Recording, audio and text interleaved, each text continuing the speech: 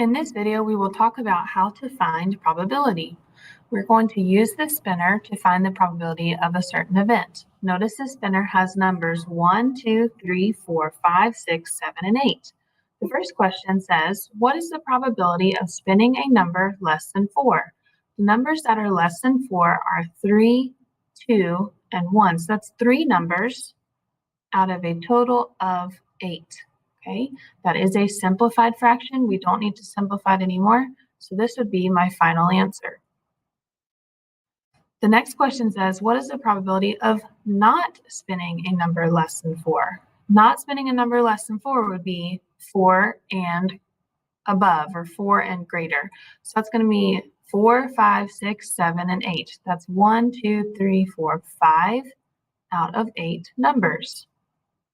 Notice 5 out of 8 is the complement of 3 out of 8, meaning if I added the probability I got for the first one, spinning a number less than 4, and the probability I got for the second one, not spinning a number less than 4.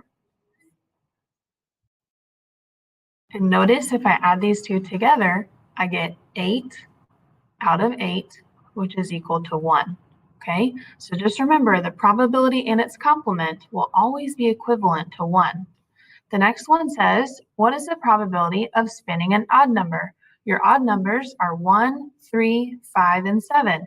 So that is 4 numbers out of 8, which is 1/2. The last question says, what is the probability of not spinning an odd number? Not spinning an odd number would not be an odd number, it would just be even numbers, 2, 4, 6, and 8.